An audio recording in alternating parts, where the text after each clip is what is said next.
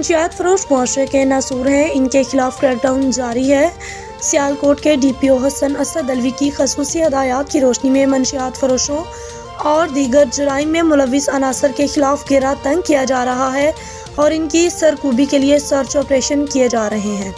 ज़राए के मुताबिक DPO सियालकोट की खसूसी हदायत पर DSP सदर सर्कल इमरान अब्बास की जेर निगरानी SHO थाना अगोकी रियाज हुसैन सब इंस्पेक्टर ने अपनी टीम के हमरा सर्च ऑपरेशन के दौरान मुलजिम अमानुल्लाह वल्द मोहम्मद हुसैन को गिरफ्तार किया, जिसके कब्जा से भारी मकदार में चर्स 7 किलो 400 ग्राम बरामद कर ली गई। हेरोइन 3 किलो 26 ग्राम और रकम 5 लाख रुपए बरामद की गई और मुलजिम से एक अदद पिस्टल 30 बोर भी बरामद कर लिया गया, जो मंशियात और नाजायज असले की बाबत अलग अलग मुकदमात किए गए।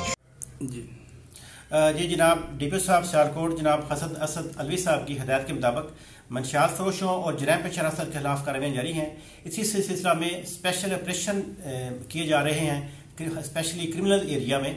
इसी सिलसिला में अमान और नामी मुल्ज़म को गिरफ्तार किया गया है, जिससे तकरीबन 11 किलो के करीब मंशियात और 5.5 लाख रुपया वटक रकम जो है वो बरामद की गई है।